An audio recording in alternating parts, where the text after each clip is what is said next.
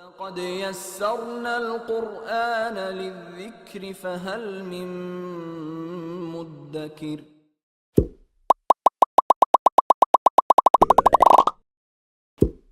بسم الله الحمد لله والصلاة والسلام على رسول الله صلى الله عليه وسلم. Assalamu alaikum wa rahmatullahi wa barakatuh. Welcome back to Tajweed Made Easy. This is your brother Abu Muhammad. In the last lesson we started the Nun Sakina and Tanween rules. We said that after Nun Sakin and Tanween, depending on which letter follows after Nun Sakin and Tanween, any of the 28 letters of the Arabic alphabet, they will have an effect in the pronunciation of Nun Sakin and Tanween. And these effects are of four types: Al-Idgham, Idghaam, Al-Qalb or Iqlab, and Al-Ikhfa. In the last lesson we looked at Al-Idhar, which means to make it clear. So any of the 6 letters of Idhar, when they're pronounced after Nun Sakin and Tanween, we said we have to make it clear. How do we do this? Tip of the tongue, when it touches the roof of the mouth, and just touch and let go. For example, Nun Sakina, if it meets an alif, an, tip of the tongue, touching roof of the mouth, an'amta, sirat al-ladhina, an'amta, or with a ha, one, tip of the tongue touching the roof, one har, touch and let go. So we can hear the nun. Today we're going to start the second type, which is Al-Idgham. Al-Idgham is the second type, is the second effect of Nun Sakin and Tanween. We're going to find out what the definitions of Al-Idgham is and the letters and how we apply this rule. Before we start, we need to remind each other what Nun Sakin and Tanween is. In the Arabic language, there are 2 types of letter. A letter that has a letter which is mutaharrik, which means a letter that has a fatha, kasra, dhamma, a vowed letter, and a non-vowed letter is called a sakin, without a vowel. So when we say the Nun Sakin, we mean a nun without fatha, kasra, dhamma. And the Tanween, this means fathatan, kasratan, dhammatan. 2 fathas, 2 kasra, 2 dhamma, and the origin of 2 fathas is actually 1 fatha with a hidden nun. So to understand this, if we can go back to the previous video, we'll understand this better. So number 1, so we have here Al-Idgham. Al-Idgham, the linguistic, is one of those words that have 2 types of meaning. A linguistic meaning, general meaning, how most people understand, and an applied meaning. The linguistic meaning means to merge, okay, entrance of something into another. So to merge. The applied meaning, it means the meeting of a non-vowel letter, which is Nun Sakina, non-vowel letter, which is a letter without any vowels, fatha, kasra, dhamma. When it meets a vowel letter with fatha, kasra, dhamma, and they merge, they become one emphasized letter. This is what idgham means. And there's 6 letters of idgham. Just like the idhar, there's 6 letters, idgham, there's 6 letters. That's ya, ra, mim, lam, waw, and nun. So what does this mean? So whenever we see a nun sakina, or a letter that's tanween, fathatan, kasratan, dhammatan. So nun sakina and tanween, it follows any of these 6 letters. Then we need to merge this into the letters. How would we do this? There's 2 types of merging. Number 1, the merging with ghunna. Number 2, the merging without ghunna. Now, we're going to do the first one. So from the 6 letters of the idgham letters, which you can remember as yarmalun, from the yarmalun letters, 6 of them, which is ya, nun, mim, and waw. Whenever nun sakin or tanween is before these 6 letters, then when we merge it, we're going to merge it with tanween. What does this mean? Okay, we have here man ya'mal. Idgham can only happen in 2 words. So we have number 1, 1 word, number 2, second word. The end of the first word would have a nun sakina, or the end of the first word would have a tanween.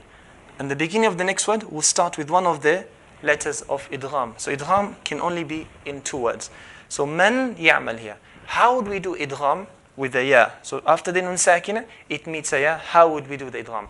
Basically, we'll cancel the nun. The nun is not going to be pronounced because the nun will be merged into the ya. And the ya, when we pronounce the ya, we're going to pronounce it with the ghunna. What does this mean? We said nun and mim, they have the characteristics, okay, of something called al-ghunna. Ghunna just means a sound that comes from the nose. It's impossible to say nun or mim without a sound coming from the nose. So if you hold the nose and say ba or na, you won't be able to. Why? Because the sound has to come from the nose. So here, the ghunna, because we merge into the ya, the ya will be pronounced with the ghunna of the nun sakina. So 2 things would happen when I pronounce the ya. I'm pronouncing the ya from the mouth, and I'm pronouncing a sound from the nose. So this word will be man ya'mal. If I say man ya'mal, I'm making idhar. So we want to merge the nun into the ya. So it will be like man ya'mal, 2 counts. Man ya'mal. Now if you notice, when I say there, man ya'mal, I'm saying there with the ghunna of the nun. So man, that sound, that's called the ghunna sound. So I'm saying the sound from the nose and I'm pronouncing the ya from the mouth. So two types of sounds are happening at the same time. Sound from the nose, which is the ghunna, and sound from the nose. So man ya, man ya, man ya'mal. They're happening at the same time. So idgham with ghunna just means we cancel the noon, erase the noon, and the ghunna of the noon is inside the ya. So ya is going to be pronounced with the ghunna. So man ya'mal, man ya'mal. If I were to recite like this, man ya'mal, I'm not doing the ghunna. So this is the wrong way of doing idgham. When we pronounce the ya, we have to pronounce it with a nasalization sound that comes from the nose. Man ya'mal. So here with the nun sakin. So when ya is when there's a tanween followed by a ya, so khayran yarahu. How would we pronounce this? Khayran here is fathatan. We said if there's a tanween followed by one of if there's a tanween and it's followed by one of these 6 letters here in the same letter, which is a ya, how do we pronounce this? We said tanween, the origin of tanween is actually 1 letter plus a hidden nun, sakina. So khayran, ran is actually ra, fatha plus a hidden nun. Hidden nun that we pronounce but we do not write it down. So khayran will be khayra, then when we pronounce the ya, will be with the ghunna. Khayran yarah, khayran yarah. So I'm pronouncing the ya, pronounce the ya from the mouth, and the ghunna, the sound from the nose. 2 sounds at the same time. If I say khayran yara, I'm not pronouncing the ghunna sound. The ghunna sound has to come with the sound of the mouth, with the sound of the letter. Here, when the nun sakina. So nun sakina, if it meets another nun sakina, what do? Same thing. The first nun sakina will be cancelled. The next nun will be, we're going to merge this and hold that nun sakina. So it will be like one letter which is emphasized. So we're going to hold the second nun sakina. So min ni'ma. So this nun has merged into the second nun. Because nun is merged into a nun, you're going to notice there's a shadda. Whenever nun or tanween merge into a nun or mim, because these are the letters of idgham, then this ghunna will be strong. So this idgham is called idgham kamil, the complete idgham. So min ni'ma, we're pronouncing the nun here with pronouncing the nun with the nasalization sound. Here shay'in nukur, the kasratan is actually 1 kasra with a hidden nun, so we're going to take out the hidden nun and pronounce it with this nun. Shay'in nukur. Here we have the mim now. So min mal. How would we pronounce nun sakina if it meets another? If it meets a mim, we're gonna cancel the mim. We're gonna cancel the nun sound. We're gonna cancel it, but the ghunna we pronounce it the mim, and mim from the letters of the ghunna, of course. So we find the shadda here. So mim mal, and not min mal. Min mal will be idhar.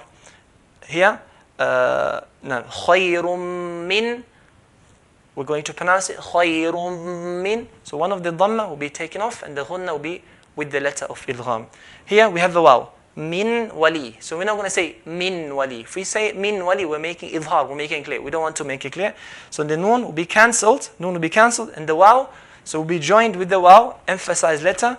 So we're going to hold the waw, pronounce the waw with 2 types of sound. One, the pronunciation of the waw and, from the mouth, lips, and then a nasalization sound at the same time. So min wali will be miu wali. Waw will come from the mouth and the nasalization sound from the mouth. These 2 sounds will come at the same time, will start and finish at the same time. So miu wali, and not miu wali. If I say miu wali, then I'm not pronouncing the waw with the ghunna. We want the waw to be pronounced with the ghunna. So 2 sounds. One, the sound of the letter coming out, and the ghunna sound, the nasalization sound. Here, when waw meets tanween, so shay'in wakil, we're going to remove one of the kasras off and put a hidden nun. So this is with ghunna. So merging with ghunna is with 4 letters from the 6 letters. That's ya, nun, mim, and waw. You can remember as yanmu. And then there's the second type of merging, which is merging with ra and lam. Ra and lam, when we merge into the next letter, it becomes 1 letter, we're going to merge without that nasalization sound. So when we have here an ra'ahu, we're going to merge the noon into the ra without any nasalization sound. So the alif will go straight to the ra. So this will be ar-ra'ahu, not an-ra'ahu. We don't want that nasalization. Nasalization sound is only with these 4 letters. So this will be ar-ra'ahu, ar-ra'ahu. If I say an-ra'ahu, I'm doing idhar, which is the first rule that we learned. So this will be ar-ra'ahu, ar-ra'ahu. The nun sakin will merge straight to the ra without any ghunna. And this is when nun sakin. When with the tanween, ghafurun rahim will be ghafurur, ghafurur, no ghunna sound. So ghafurur rahim, ghafurur rahim. Lam here. When lam meets a nun sakin meets a lam, we're going to merge the nun sakin to the lam. So it becomes one emphasized letter without any ghunna. So lam without ghunna. Lam and ra, they will not have ghunna. So this will be, instead of saying an lam, this will be idhar, it will be al-lam. Alif straight to the lam. Al-lam. And the last one, waylun likulli. Waylun lik will be waylul likulli. So join the tanween into the lam, waylul likulli. So today we looked at the idgham rules. We found out the definitions, the 6 letters of idgham, and now we understand how to apply the idgham with ghunna and idgham without ghunna. And we said that it's important that idgham is in 2 letters. So first letter, second 2 words. First word, it ends with a nun sakina or a tanween, followed by the second word, which starts with one of the idgham letters. So it has to be in 2 words. So the exceptions in the Quran is that sometimes the 4 words in the Quran, these 4 words, they contain the rule of idgham, but in 1 word. So in 1 word, idgham will not be applied. For example, the word ad-dunya. There's a nun sakin there. We don't say ad-dunya, dunya. We're not going to merge the nun into it there. Why? Because this is in 1 word. So we're going to pronounce it as ad-dunya, ad-dunya. The word qinwan, we're not going to say qinwan because this is in 1 word. We say idgham has to be in 2 words. So qinwan, sinwan, and bunya. These 4 words are exceptions because they're in one word. So today we looked at the idgham, the definitions, the letters, and how to apply the idgham with ghunna and without ghunna. Inshallah, in the next lesson, we're going to look at the 3rd type of nun sakin tanween rule, which is al-qalb or al-iqlab, as some scholars they call it. This is we'll find out how nun sakin and tanween, how nun sakin and tanween will be when it meets a qalb letter, which is 1 letter. Inshallah, until then, jazakumullah khairan. Wassalamu alaikum wa rahmatullahi wa barakatuh.